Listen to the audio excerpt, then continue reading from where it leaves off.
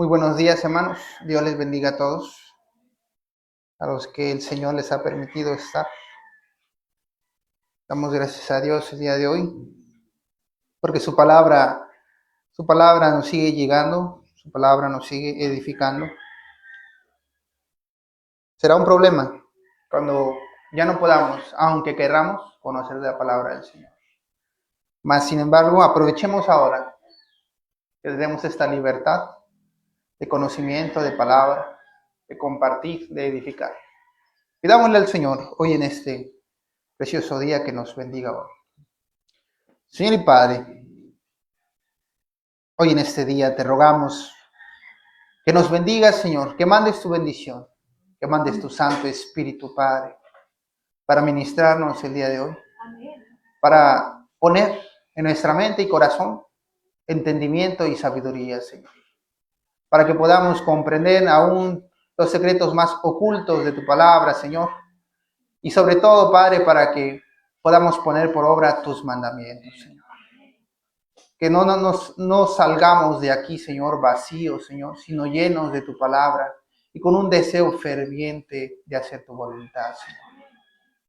Hoy, Padre, a cada uno de nosotros, háblanos conforme a nuestra necesidad, pero sobre todo conforme a tu voluntad, Señor. Te lo rogamos, Padre, hágase lo que tú quieras entre medio de nosotros, Señor. Úsame como tu instrumento, te lo ruego, Señor, para que de mí no salga palabra de hombre, sino palabra tuya, Señor. Palabra de bendición, palabra de edificación, Señor. Te lo ruego, Padre, ata al enemigo, échale fuera. Para que no interrumpa en esta reunión, Señor. En el nombre de Jesús, de nuestro amado Señor Jesucristo. Amén. Antes de empezar, les recuerdo nuevamente, si traen teléfonos, siléncienlos para que no haya interrupciones.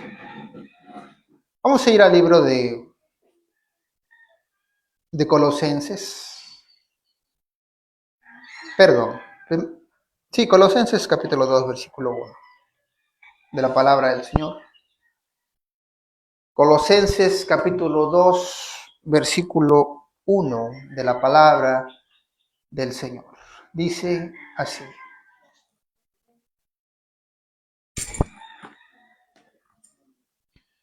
Colosenses 2:1. Hasta el 10 vamos a leer. Porque quiero que sepáis cuán gran lucha sostengo por vosotros y por los que están en la Odisea y por todos los que nunca han visto mi rostro, para que sean consolados sus corazones, unidos en amor, hasta alcanzar todas las riquezas en pleno entendimiento, a fin de conocer el misterio de Dios, el Padre, y de Cristo, en quien están escondidos todos los tesoros de la sabiduría y del conocimiento. Hasta ahí por el momento. Hermanos, ustedes saben que cada una de las cartas que escribió Pablo a las iglesias, Pablo viajó y estableció congregaciones, iglesias en cada lugar. Y el nombre de las iglesias era referente al lugar en donde se establecía. Pero era un hecho, hermanos, que Pablo pues no era multiplicado, ¿verdad? Pues era un solo hombre nada más. No podía estar en todos lados y no era como que en ese tiempo existieran aviones, carros, ¿no? Todo era caminar o el asno o el caballo o el camello, lo que hubiera en el momento. Y muchas veces eran días, hermanos, de viajes para ir de un lugar a otro. Entonces, lo que Pablo hacía era enviar cartas. Y él hablaba también por aquellos que nunca había conocido, porque él sabía que aunque no estuviera ahí, la obra del Señor continuaba. Y dice, aún por aquellos en los que no me conocen y nunca he visto sus rostros también. ¿Por qué? ¿Qué era lo que le urgía a Pablo en este caso? Dice, para que sean consolados sus corazones, unidos en amor, hasta alcanzar todas las riquezas de pleno entendimiento. Eso era lo que le pedíamos al Señor hace un momento. Señor, danos la sabiduría, danos el entendimiento. Porque el entendimiento y la sabiduría es riqueza, hermanos. Es más valioso que el oro y que la plata. Y esto Salomón lo entendía muy bien. Y ustedes saben que Salomón era el hombre más sabio sobre la tierra, que no hubo ni habrá otro tan sabio como Salomón. Y otra vez nos lo vuelve a recalcar aquí la palabra del Señor. Él oraba para que todos aquellos de esta iglesia, en este caso los colosenses, tuvieran la riqueza del entendimiento a fin de conocer el misterio de Dios, el Padre, y de Cristo, en quien están escondidos todos los tesoros de la sabiduría y del conocimiento. Y esto lo digo para que nadie os engañe con palabras persuasivas. Hermanos, hemos recalcado una y otra vez,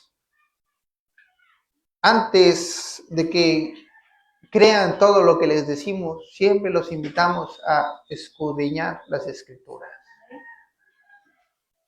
Toda discusión, todo conflicto, toda contienda y disensión se acaba aquí.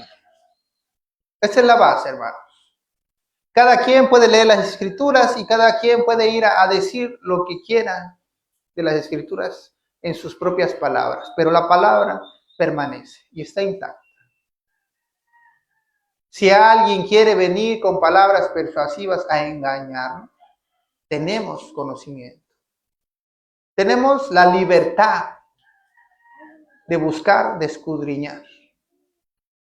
Y hermanos, yo les digo esto con humildad y con sencillez. Si alguna vez yo me equivoco en algo, pueden decir con sinceridad, hermano, usted se equivocó aquí, no leyó bien o no lo dijo correctamente o no es lo que dice la palabra y adelante. Yo se los agradeceré muchísimo porque yo no quiero equivocarme y mucho menos en las cosas del Señor. Si ya de por sí cometer un error nadie quiere y mucho menos cuando se trata de los tesoros, del grande tesoro del Señor. No, hermano. Por eso, cuando nosotros nos edificamos los unos a los otros, no estemos viendo en que, ay, el hermano puro se queja de mí, o puro me anda diciendo, o puro me anda corrigiendo. No. Si es verdad, pues es verdad. No podemos discutir contra eso. ¿Qué se opone? El orgullo. Y ustedes saben que el orgullo no debe ser parte de nosotros. Si el orgullo se opone a que nosotros recibamos la edificación, entonces ya desde el principio estamos empezando mal.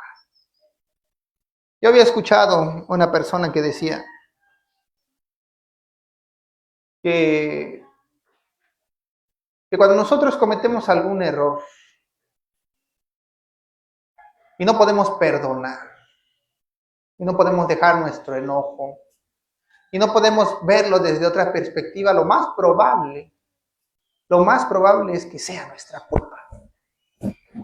Porque ya intentaste todo lo posiblemente humano decir, pues ya me justifiqué, ya intenté esto, ya intenté el otro, y no me funciona. Quiere decir que probablemente sí fue tu culpa. Y que se opone entonces, ¿por qué no puedo? Por el orgullo. El orgullo, hermanos, es una palabra que hoy en día tiene doble significado. Porque cuando dice, oye, yo soy muy orgulloso de ti, suena como algo correcto, algo alegre. Pero cuando te dicen, no, es que eres demasiado, el orgullo no te deja, se entiende como algo maligno. Y hoy en día muchas palabras que tienen un significado neutral se ven como palabras malignas, como palabras que se interpretan como algo malo. El orgullo es algo que está entre lo intermedio hoy en día en la sociedad. Porque en cualquier caso, hermanos, el orgullo no nos va a ayudar en nada. Nada del orgullo nos va a acercar a Cristo. No, porque no, pues es que yo me siento orgulloso de mis hijos. Tampoco está mal sentirme orgulloso de mis hijos. No. No está mal sentirte bien por tus hijos. Pero cuando tú te sientes orgulloso por tus hijos, quiere decir que estás presumiendo a tus hijos delante de la demás. ¿Con qué intención? Ahí está el orgullo. Tú dices, pero ¿a poco no puedo, a poco está mal sentirme bien por mis hijos? Claro, eso sí está bien. ¿Quién no se sentiría alegre porque su hijo crezca correctamente y se encuentre saludable y en lo que haga le salga bien? Pero cuando el orgullo no se detiene en eso, no se detiene en la simple alegría de sentirse bien por alguien, sino que va más allá en la presunción, en el presumir, en el hacer sentir envidia a los demás. Mírenme, lo que yo sí pude y ustedes no. El orgullo se encarga de eso. Y cuando ese orgullo se ve transgredido, cuando ese orgullo se ve lastimado, luego se levanta y reniega y dice, no me diga nada. Y la amargura se manifiesta por medio de amargura, de ira, de contienda y de disensión. Algo que en un principio dicen, no, pues está bien, ¿no? Sentirse orgulloso de uno mismo. No. Siéntete feliz, pero no orgulloso. Porque el orgullo termina en pecado. El orgullo empieza como algo alegre, pero termina en pecado. Te va a llevar al pecado. Te va a llevar a las envidias, a las contiendas, a la amargura, a la ira. A eso te va a llevar el orgullo. Seguimos leyendo, dice, y esto lo digo para que nadie os engañe con palabras persuasivas.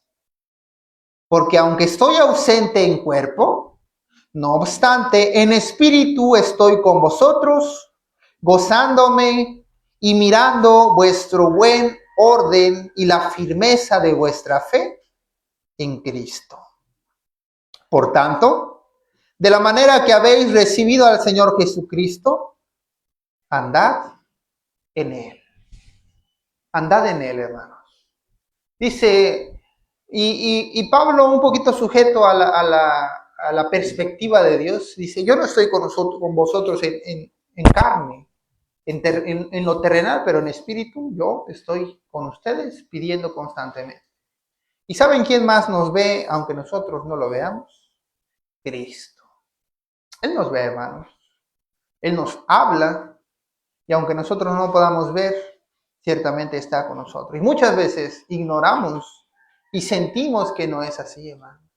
Pero así es. Cristo está con nosotros. Arraigados y sobreedificados en Él y confirmados en la fe, así como habéis sido enseñados, abundando en acciones de gracias. Y aquí, hermanos, hay algo que quisiese yo que llevemos a la mente y al corazón. Dice, arraigados y sobreedificados en Él.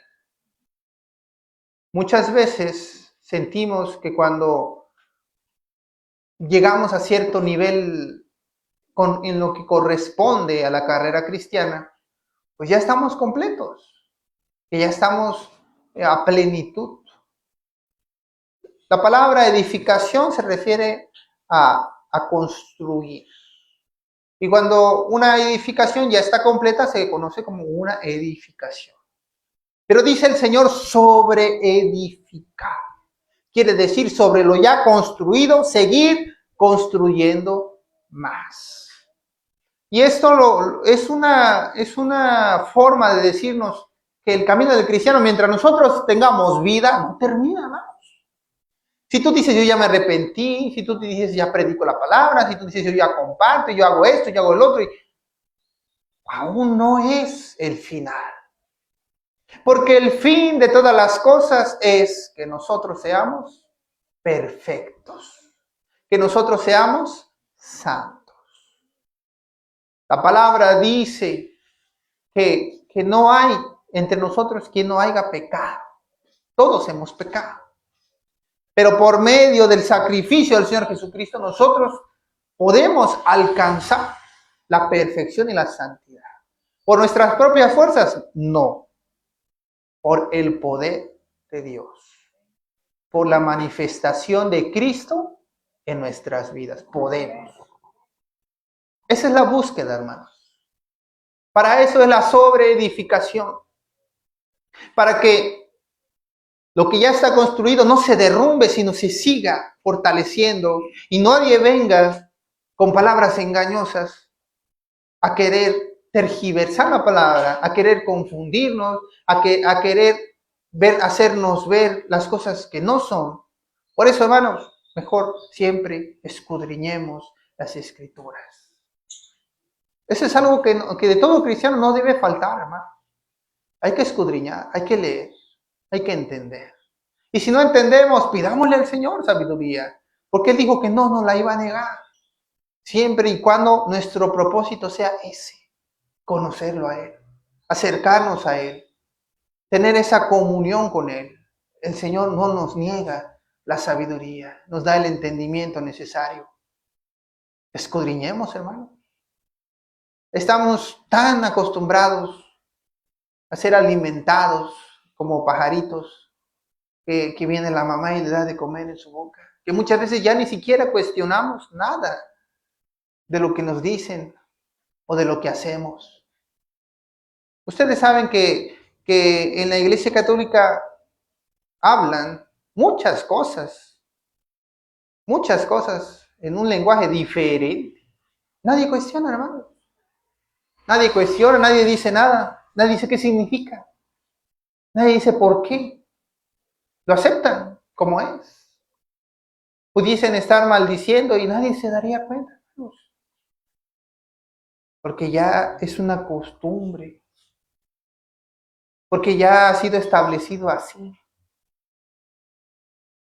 Y les dicen, haz esto y haz el otro, y lo hacen. La palabra del Señor dice, ciegos, guía de ciegos. Y si uno dice, guía al otro ciego, los dos van a caer en el mismo hoyo. Hermanos, tenemos la capacidad de escudriñar las Escrituras. Lo que yo les hablo aquí, tómenlo, medítenlo, escudriñenlo, compárenlo. No hay nada de malo en eso.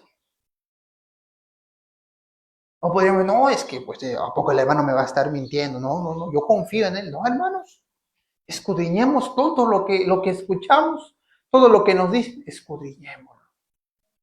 Porque al final de todas las cosas, yo no voy a poder salvarlos en el día del juicio final.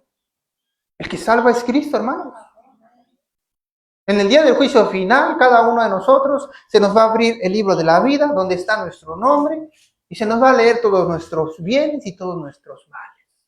No los bienes del hermano, no los bienes del predicador, no los bienes del... No, los nuestros. A cada uno personalmente. Escudriñar. Verificar.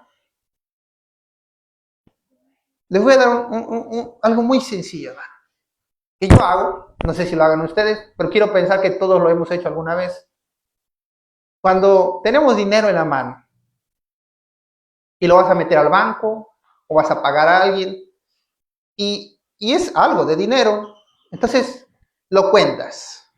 Y cuando vas a pagar, lo cuentas otra vez, porque por alguna extraña razón, aunque tú sabes que ya lo contaste 2, 3 veces, antes de irlo a dejar, lo vuelves a contar otra vez, porque sabes que es dinero. Y dices, no, es que es algo de dinero, no me quiero equivocar. Y lo cuentas 2, 3, 4 veces, hermano. Si en las cosas terrenales, que no deberían tener tanta importancia como son las espirituales, tenemos esa clase de cuidado. Hermano, no escatimemos esfuerzos cuando se trata de las cosas del Señor. Si es necesario escudriñar 1, 2, 3 veces hasta que quede claro, necesariamente que tú estés seguro de lo que estás escuchando, de lo que estás aprendiendo, de lo que vas a hacer. Yo esa vez le decía a mi papá porque me daba risa. Iba a ir al banco a depositar. Y ese dinero lo conté 2 veces o 3 veces antes de guardarlo en mi cartera para llevarlo al banco. Y cuando llegué al banco, lo volví a contar 2 veces más para que no me equivocara yo. Y le digo a mi papá, o a mi mamá, no me acuerdo quién estaba diciendo. ¿No les parece extraño que curiosamente ya sabemos que está el dinero bien contado y aún así lo volvemos a contar? No nos queremos equivocar en esos aspectos. Y en las cosas del Señor muchas veces no tenemos la misma fortaleza o la misma insistencia que tenemos con las cosas terrenales. Es lamentable, porque esas de verdad valen. ¿Y qué vamos a hacer? Nadie va a pagar por nosotros. Va a ser nuestra culpa, hermanos. Va a ser nuestra culpa. Seguimos leyendo. Por tanto, de la manera que habéis recibido al Señor Jesucristo, andad en Él, arraigados y sobreedificados en Él. Y confirmados en la fe, así como habéis sido enseñados, abundando en acciones de gracias, mirad que nadie os engañe. Colosenses 2:1. Mirad que nadie os engañe por medio de filosofías y huecas sutilezas, según las tradiciones de los hombres, conforme a los rudimentos del mundo, y no según Cristo. Porque en Él habita corporalmente toda la plenitud de la deidad. Y vosotros estáis completos en Él, que es la cabeza de todo principado y potestad. Mirad que nadie os engañe, con palabras persuasivas, con conocimientos vanos. Yo hace un tiempo me decía una hermana allá en San Marcos, hermanos, dice, es que a veces vienen y me vienen a predicar y yo le digo que no, pero insisten y bueno, yo no quiero ser grosera con ellos. Yo le decía, pues hermana, de primera mano, pues si usted sabe cómo son, pues mejor no los escuche. Pero en todo caso, cualquier cosa que le digan ustedes, escudriñe. Porque siempre vamos a estar expuestos a lo que el mundo diga allá afuera. Y en muchas cosas no cuestionamos. Cuando se trata de lo terrenal. Y caemos en errores, y caemos en errores, y caemos en errores. Si en algo no hemos de fallar, hermanos, es en esto.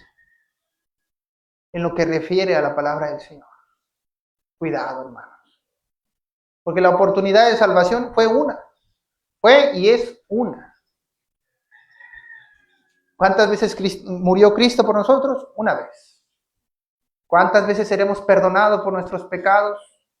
Una vez. Y estamos hablando de pecados, hermano. Errores, fallas, es un caso aparte. Pero dice la palabra del Señor que el que peca voluntariamente, ya no hay justificación, ya no hay perdón.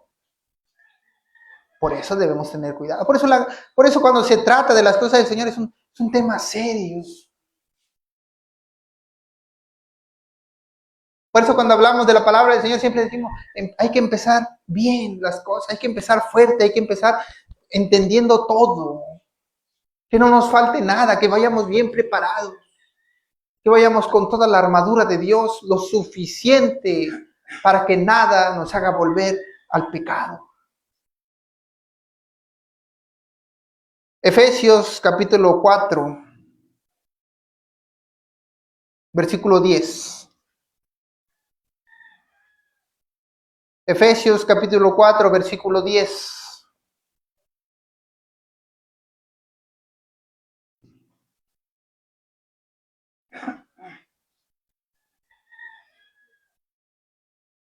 Dice la palabra del Señor, Efesios 4, 10. El que descendió es el mismo que también subió por encima de todos los cielos para llenarlo todo. Y el mismo constituyó a unos apóstoles, a otros profetas, a otros evangelistas, a otros pastores y maestros, a fin de perfeccionar a los santos para la obra del ministerio, para la edificación del cuerpo de Cristo. Y este es precisamente, hermanos, lo interesante de este versículo. Porque muchos ven el ministerio como la razón de ser de un cristiano, y no es así, hermanos. El ministerio no es más que la herramienta para que nosotros lleguemos a la estatura de la plenitud de Cristo. Lo vamos a leer, versículo 12, dice, a fin de perfeccionar a los santos para la obra del ministerio, para la edificación del cuerpo de Cristo. ¿Por qué? Para que ya no seamos niños fluctuantes. ¿Qué quiere decir esto? Niños que no saben lo que quieren. Niños que no saben hacia dónde ir. Fluctuar quiere decir que va de aquí para allá, de aquí para allá, de aquí para allá, de aquí para allá. Y ustedes saben, hermanos, que el que es tibio, Dios lo vomita de su boca. Ya no seamos más niños fluctuantes. Para eso son los ministerios, hermanos. Para eso son los dones, para eso son los talentos. Para eso es la preparación que tenemos. Para eso es la búsqueda del conocimiento. Para eso es el escudriñar, el vivir. Miren, hermanos, si tú quieres ser mecánico, hay escuelas de mecánico. Pero si tú quieres ser mecánico, también puedes simplemente observar, ver, meter mano. Poco a poco vas a ir aprendiendo. La cosa es que cuando se refiere a las cosas del Señor, no hay tal cosa como una licenciatura para ser cristiano, hermano. Que sí existe, terrenalmente hablando, ¿eh? Porque si vas allá afuera, hay licenciatura en teología. Es una carrera, pero no es espiritual, es terrenal, hermano. Y las cosas del Señor no son terrenales, son espirituales. Y lo espiritual no se enseña, lo espiritual se vive. Y es necesario que si tú quieres emprender la carrera cristiana, la vivas. Como el que quiere ser mecánico.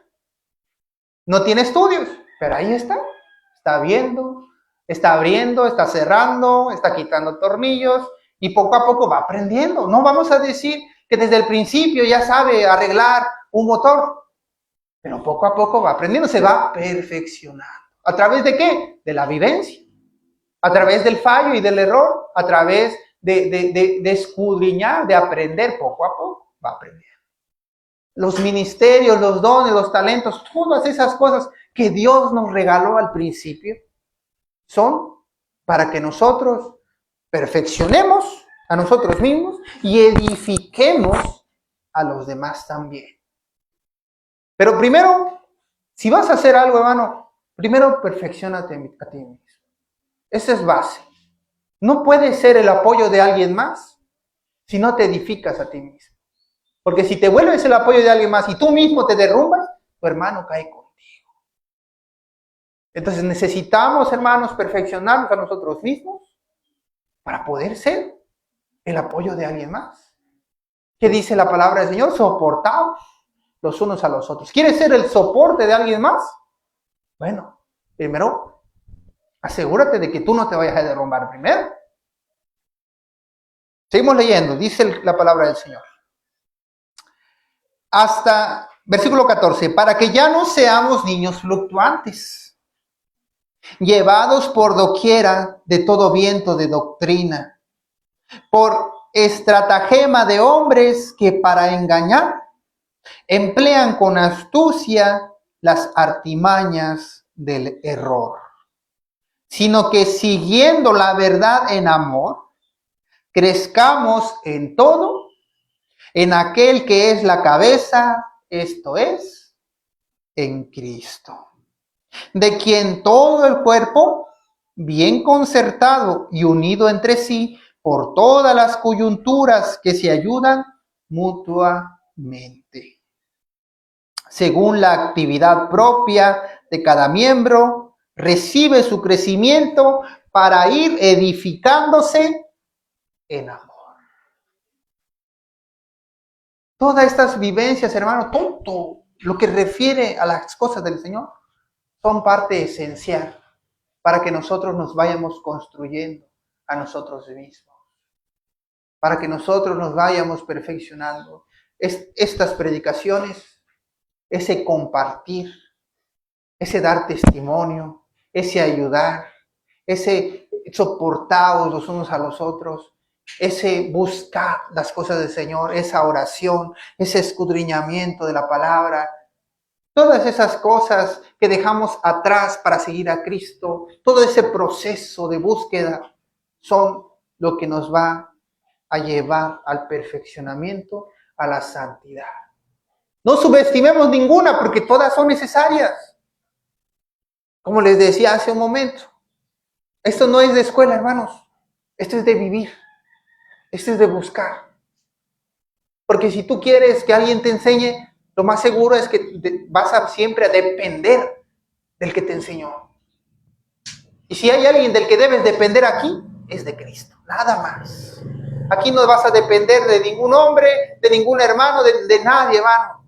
Vas a depender de Cristo. Él es el único del que debes depender. De ahí en más, lo demás solamente son piezas, herramientas que Dios puso sobre tu camino para que vayas avanzando más. Seguimos leyendo, dice versículo 16. De quien todo el cuerpo bien concertado y unido entre sí por todas las coyunturas que se ayudan mutuamente según la actividad propia de cada miembro, recibe su crecimiento para ir edificándose en amor.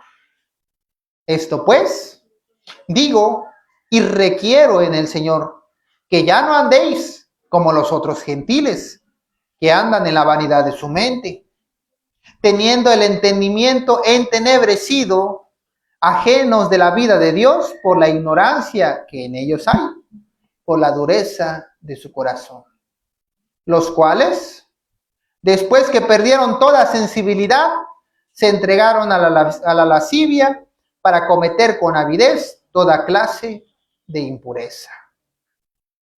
Mas vosotros no habéis aprendido así de Cristo. Ahí está, hermano.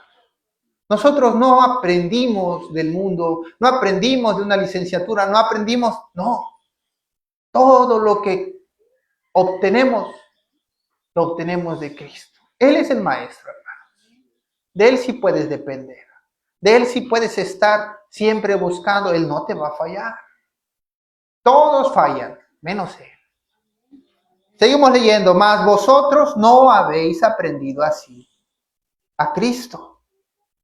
Si en verdad, versículo 21, si en verdad le habéis oído y habéis sido por Él enseñados conforme a la verdad que está en Jesús, en cuanto a la pasada manera de vivir, despojados del viejo hombre que está viciado conforme a los deseos engañosos. Y renovaos en el espíritu de vuestra mente. Y vestíos del nuevo hombre, creado según Dios en la justicia y santidad de la verdad. Ahí está, hermano. Ese nuevo hombre es el que se está construyendo. Ese nuevo ser es el que se está construyendo. ¿A través de qué? A través de todas esas pruebas, tribulaciones, de esos aprendizajes, de estas predicaciones, de escudriñar, de leer, de orar. Todo, todo. Hasta lo que pudiese parecer malo que digas tú, no, es que tengo problemas y más problemas y más. Todo eso te construye, te edifica. Y ya aprendimos, hermanos, que no solo basta con edificar, tenemos que sobreedificar aún sobre lo ya construido, porque este camino no tiene fin hasta que veamos a Dios cara a cara. Debemos seguir buscando de Él día a día. Yo le decía a mis familiares hace un tiempo, hoy soy uno. Y se supone que el hoy de hoy debe ser mejor que el hoy de ayer. O que el yo de ayer. Y el yo de mañana debe ser mejor que el yo de hoy. No podemos vivir, hermano, siendo el mismo todos los días. Yo no sé si el cambio fue pequeño o fue grande, pero definitivamente, conforme a las enseñanzas de Jesucristo, mañana debemos ser mejores que hoy. Porque todos los días aprendemos. Todos los días Cristo está con nosotros. Y todos los días Cristo nos enseña algo nuevo.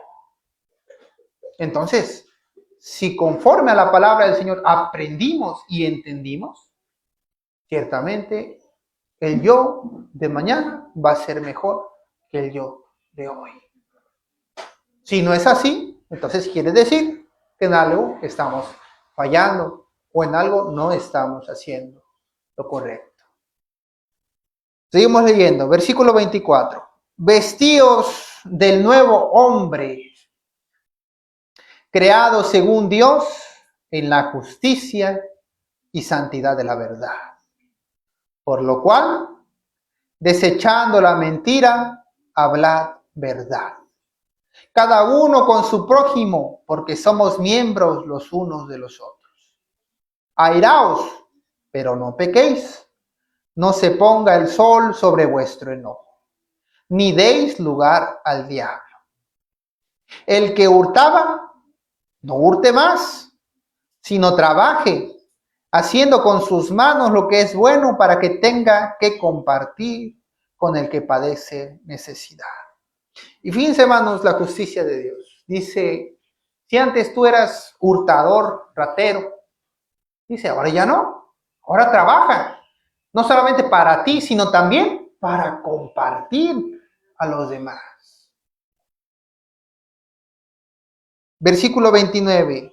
Ninguna palabra corrompida salga de vuestra boca, sino la que sea buena para la necesaria edificación, a fin de dar gracia a los oyentes. Y no contristéis al Espíritu Santo de Dios, con el cual fuisteis sellados para el día de la redención. Quítense de vosotros toda amargura, enojo, ira, gritería, maledicencia y toda malicia. Antes, sed benignos unos con otros, misericordiosos, perdonándoos unos a otros, como Dios también os perdonó a vosotros en Cristo. De todas las cosas, hermanos, en las que te puedas equivocar, no contristéis al Espíritu Santo. No contristéis al Espíritu Santo. Porque si el Espíritu Santo se retira de nosotros, hermanos, ¿cómo lo hacemos volver? ¿Cómo lo hacemos volver? Es muy difícil, hermanos. Sí, La realidad de las cosas es que conocer a Cristo y buscar de las cosas de Dios desde el principio ya era difícil, hermano. Y si tú contristas al Espíritu Santo, le subes el nivel muchísimo todavía a la dificultad. Y si desde el principio no pudiste, ¿qué te dice que vas a poder la segunda vez? Que ahora es más difícil todavía. No les voy a negar la esperanza de decir, puede ser. Pero ¿para qué buscarnos problemas? ¿Para qué ponernos dificultades sobre lo que ya era difícil? ¿Por qué? A veces juzgamos a los niños y sus problemas de niños como diciendo, ay, estos niños no aprenden. Nosotros hacemos las mismas cosas, cayéndose en los mismos errores y en los mismos engaños que ya habíamos caído, aunque son problemas de adultos, seguimos cayendo en los mismos problemas de adultos. ¿En qué nos diferencia de los niños que se equivocan a cada rato? Y a los ojos del Señor no somos más que esos mismos niños que seguimos equivocándonos una y otra vez. Mateo capítulo 25.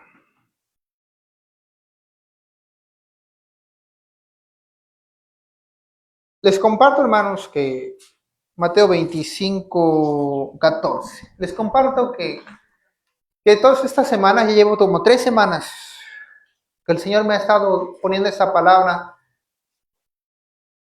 de que nosotros tenemos un propósito. Y ese propósito debe ser cumplido.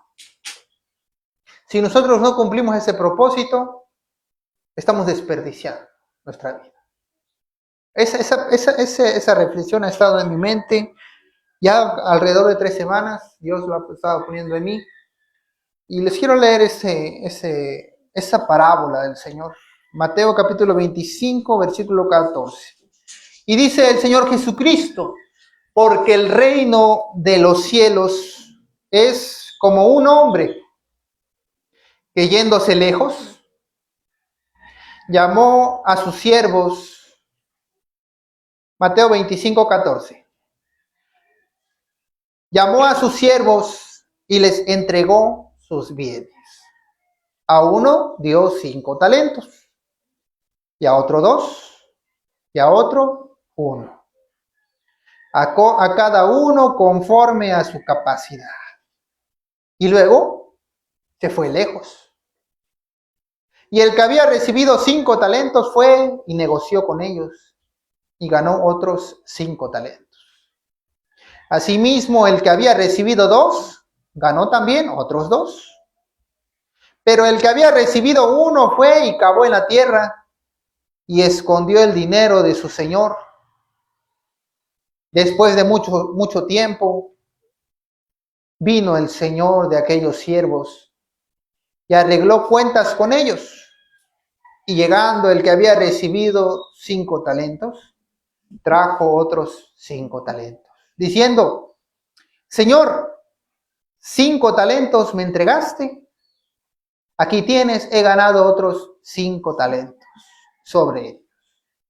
Y su señor le dijo, bien, buen siervo y fiel.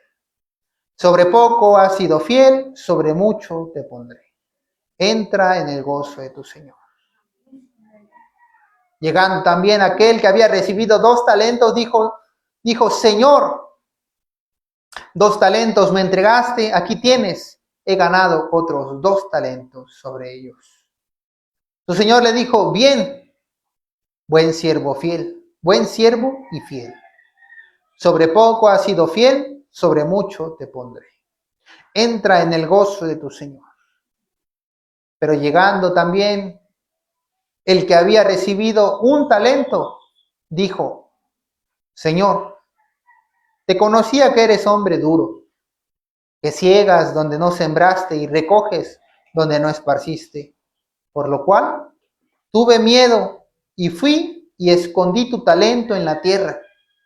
Aquí tienes lo que es tuyo.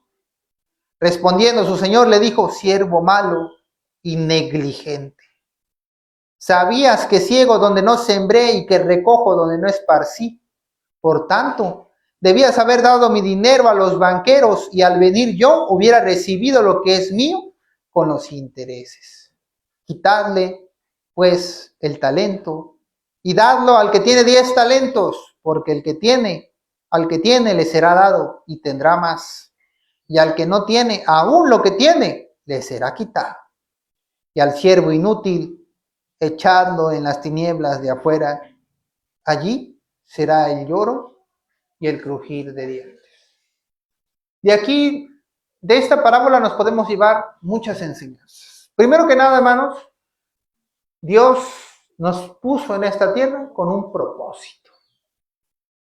Y a cada uno, el propósito que Dios le dio fue diferente, hermano.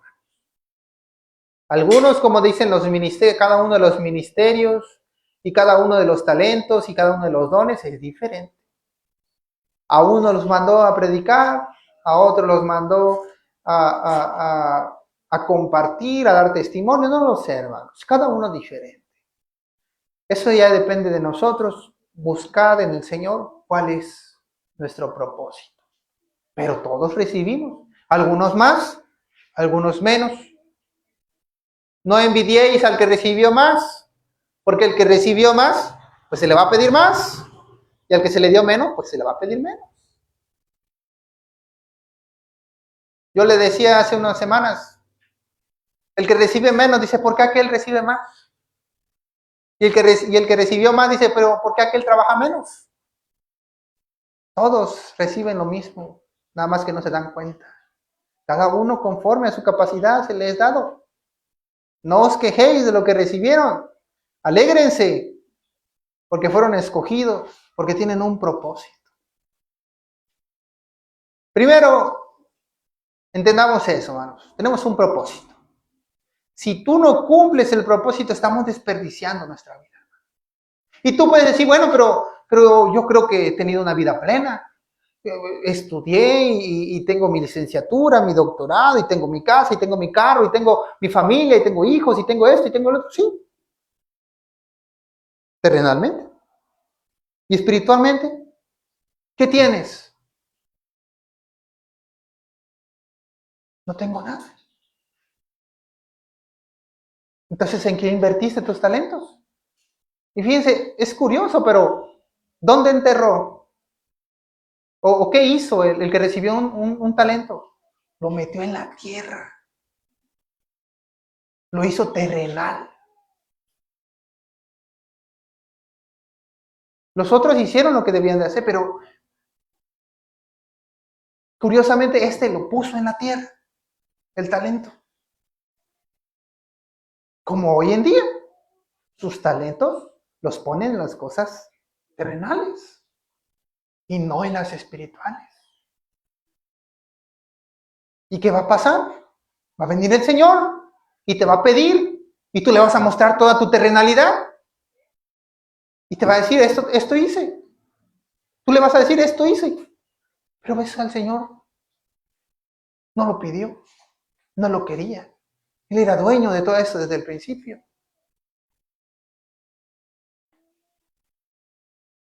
Segundo, cuando el Señor le pide a cada uno los intereses, el que recibió 5 talentos y regresó con 10, le fue dado el talento del que había recibido 1. Y yo pensaba, reflexionaba, porque muchas cosas, a pesar de que tienen un significado certero, sencillo, a mí me gusta mucho reflexionar en las cosas del Señor. Y decía yo, ¿por qué el que recibió 10 le fue dado otro más? Y pensaba yo, el Señor es justo en todos los aspectos. Y el que recibió 5, pues trabajó más. Entonces Dios recibió darle más todavía.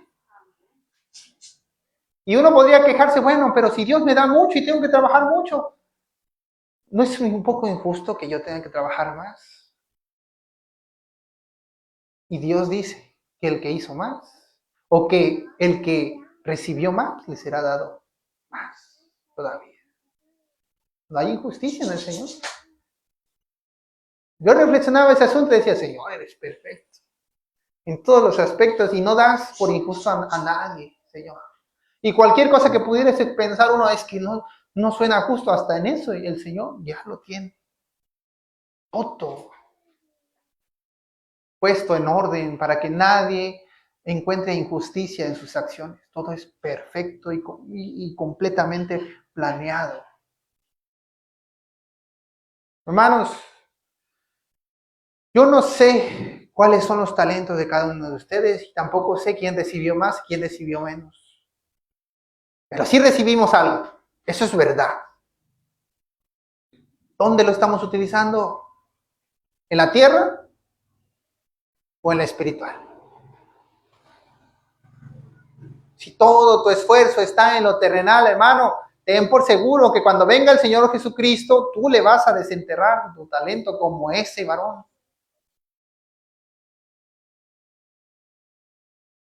Mi más anhelado deseo es que cuando yo encuentre a Cristo cara a cara, yo pueda escuchar esa palabra, buen siervo y fiel. Sobre poco has sido fiel, sobre mucho te pondré.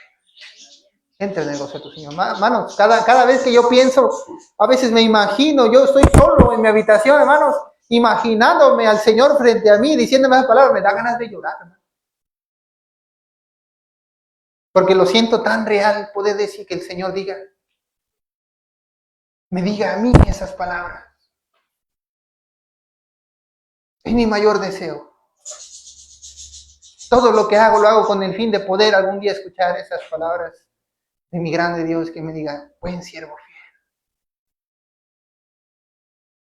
Y tercero, pero no menos importante, cuando el Señor le dice, porque eso yo no lo entendía, hermanos, tal vez ustedes sí lo entienden, yo nada más se los comparto como testimonio.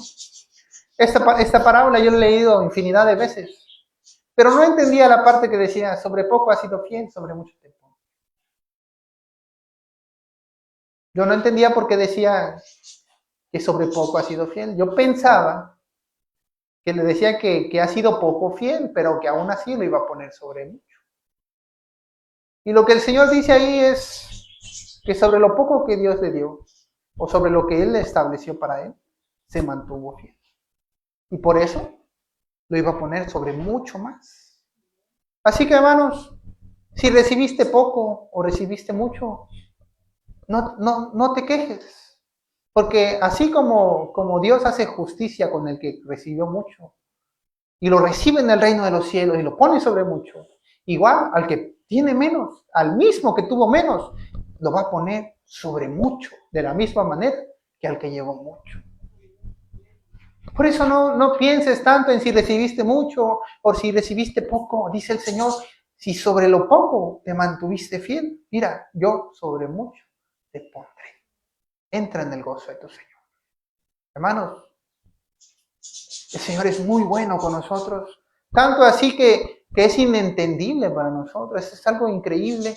Tanto así que dice uno, yo quisiese ver desde la perspectiva de Dios. Y no lo entiendo. No lo entiendo. Solo Él. Porque Él es amor. Él es el amor. A veces se nos olvida, ¿verdad? Pensamos que Dios tiene mucho amor. No. Dios es amor. La palabra Él es el concepto mismo del amor. Todo lo que se requiere de amor y todo lo que debemos aprender es Él. Es Él, el amor. Por eso es que puede manifestar todas estas cosas de tal manera que